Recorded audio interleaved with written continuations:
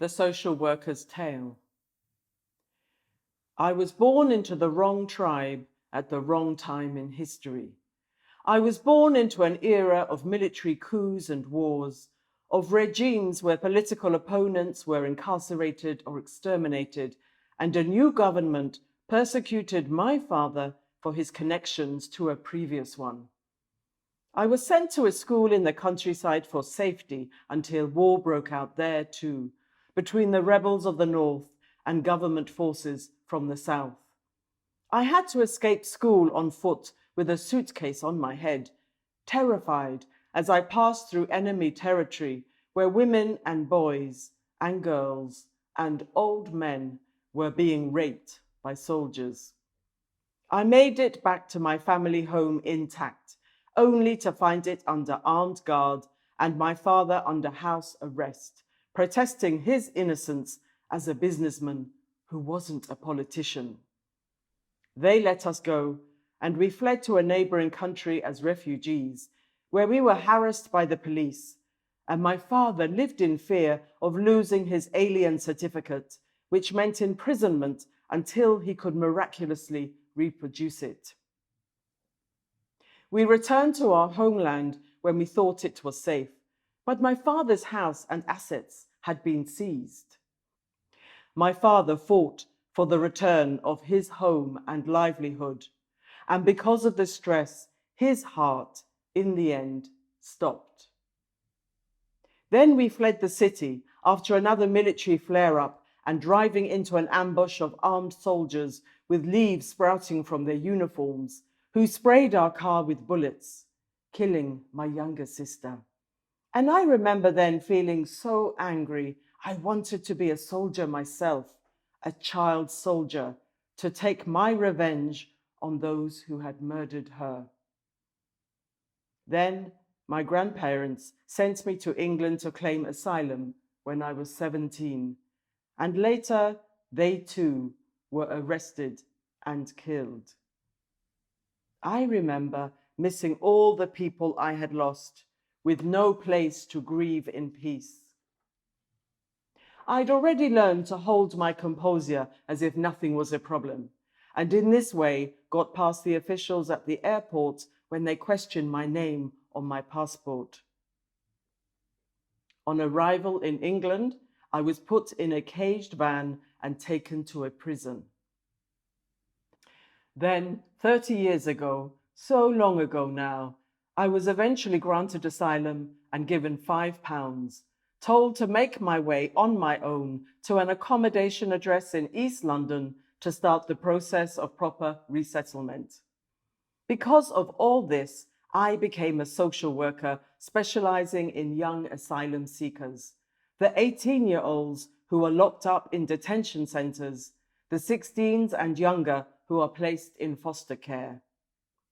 I know that the correct assessment of a young person's age can be key to their treatment, their asylum application, and ultimately their survival. I know that the Vietnamese and Afghans often look younger than their age, the Eritreans older. I know that a child who has suffered terrible trauma can come across as adult, as opposed to an adult who is pretending to be a child. I know that Egyptians pretending to be Syrians are usually caught out through language analysis. I know the Vietnamese youngsters who arrive here are quickly trafficked into cannabis factories, nail bars, or end up as sex slaves. So we urgently place them in foster care for their own protection. I know that adrenaline keeps the young people going on their journey, but once they reach their destination, are given food and shelter, then and only then does the magma rise through the cracks in their defenses and the lava overflows, which is a phenomenon to behold. I know a young person so wild and damaged he attacked me. Others try to take their own lives because they cannot live with what they have been through, and some sadly succeed. I know a young person sectioned because he was so violent he needed injections to stabilize him on a treatment order, Yet still the government insisted he was pretending and used that against him to deny him asylum, which we got overturned on appeal, of which I am proud. I know that immigration law ultimately boils down to discretion, and while the evidence might be bulletproof to everyone concerned, the judge might decide otherwise. I know that resources and local advocates in the community for citizen children in care are not so available when you have an asylum child who is seen as an inconvenience. I know that the asylum interviews are intense and meticulous, and the refugee applicant has to be mentally prepared to withstand the pressure. I know that as their social worker, I can make all the difference to a young asylum seeker staying or being sent back. I know I have to help my young people tell their stories so they can state their case successfully when under interrogation. I worked with a young Muslim girl from Eritrea who would not even look at me, let alone talk to me, who would not see a therapist, who was definitely not going to get asylum because her immigration statement was so sketchy it had to be rejected outright. This young girl was so traumatized, her story could not even come out of her mouth, and I was her only hope. So I had to get to know her slowly, to coax her, get her to trust me, and only then did she open up. This young girl was so traumatized, her story could not even come out of her mouth, and I was her only hope. So I had to get to know her slowly, to coax her, get her to trust me, and only then did she open up. This girl had to look after her sick mother instead of attending school, and in Eritrea, most 16-year-olds are conscripted into the army for an indefinite period. 5 years, 10, 20. But if you are younger and not in school, they will force you into the army earlier. So this one girl was 14 years of age. Her absence was reported to the authorities by the school administrators, and she was rounded up and taken into the army, where she had to sleep on the floor and was sent to do slave labor on a farm. This girl was advised by the older girls who had been there a long time to escape if you can. Anything is better than this place where you have no future and no normal life, and there are many more men than women. And if they do not rape you straight away, they will soon drag you out at night and share you around. So this young girl was strong in her mind and decided she had already lost her liberty, so escaping was worth the risk. So she plotted with another girl to run away when they collected firewood in the forest, a whole day's activity of chopping it down and loading it into trucks, knowing the risk of being caught and killed, or caught and locked in a container in the blazing heat for days, or caught and gang raped by soldiers as punishment. But this was going to happen anyway. This girl and the other one started running when the soldiers guarding them were sitting down having a midday nap. They'd been told that nobody could escape the camp because of the hostile landscape out there, but she didn't care. And so they ran and ran and ran and ran. And when they could not run no more, they walked and walked and walked and walked into the depth of the night and into the next day, expecting the guards to come after them, but they did not. So these two girls walked and walked and walked some distance from the main road, heading towards Ethiopia, relying on the goodwill of the local people.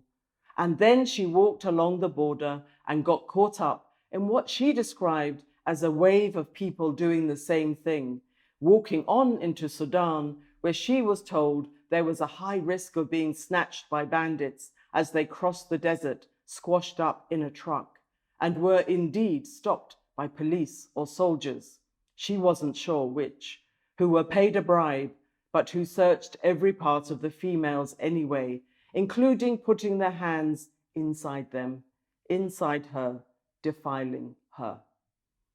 Once this girl reached Libya, it was a point of no return, she said. You don't have no choice to go back as one smuggler hands you to the next. And this girl was kept there in some kind of dungeon with about 100 others by men who were beasts, she said. If they had no use for you, no prospect of getting ransom money, they shoot you. If you are a woman with child, they leave you alone. The rest of the females were theirs for the taking, and they forced her to pay for her passage across to Italy by forcing themselves on her many times with no protection and no hygiene, until she was not young anymore. This girl had been there 2 months when they collected her in the middle of the night, drove her to the sea, put her on a boat, and she crossed into Italy and joined another wave of people on the move and made it to Calais, where she waited 3 months before coming to England in the back of a lorry.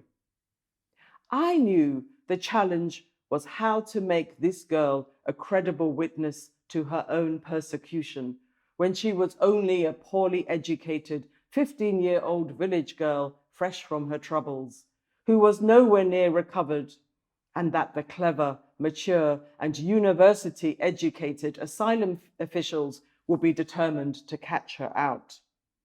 I knew the challenge was that the asylum caseworkers are also overloaded. They have to meet targets and have no time or patience for asylum seekers who are not able to express themselves well. I knew I had to support this girl's mental state to the point where she could have a thought process bearable enough for her to be able to recount her story to the solicitor I got for her, with me sitting there supporting her over a number of sessions, sometimes waiting or ending the session when she broke down in tears or her body would go into uncontrollable spasms during a panic attack, knowing that she was being forced to relive the horrors of her journey. I knew that if she could tell her story succinctly and fluently at the substantive interview without having a panic attack or clamming up, she had a chance of getting through on the basis of her human rights claims. I am pleased to say that this girl was granted asylum in the end and is now at college, although she is not doing so well there. I am pleased to say that this girl is now 18 and living in a supported family setting, which might last until she is 25. It was a tough negotiation with management because it is very expensive. But I said to them, if you cast this girl out to live alone, she will not survive. She has too much trauma. You might as well put her in a dinghy in the middle of the Mediterranean and flip it over. I am pleased to say that this girl also now understands that not every woman in the world has had FGM, something she thought was true when she told me the story of being held down by a group of women when she was 6 years old to have her private parts butchered. I am pleased to say that helping my young people is my greatest reward, making sure their stories are told and meet human rights criteria when they do not even understand the meaning of it, but have lived through some of the world's worst atrocities. I have worked with boys of 14, 15, who are so worried that they have AIDS, and when you ask them why, having already noticed how sexualized and feminized they are, they cannot tell you. I see myself as someone who has known the terror of tyranny and the suffering of a deep loss, of losing my family, of losing my country, of starting over again in a place where I was a complete stranger with no one to guide me, no one to help me through a difficult system. I see myself as someone who goes to work every day knowing I am doing good in the world, that I am working with the young people I can help the most, the young people like me who have the disadvantage of being in the right country at the wrong time in history.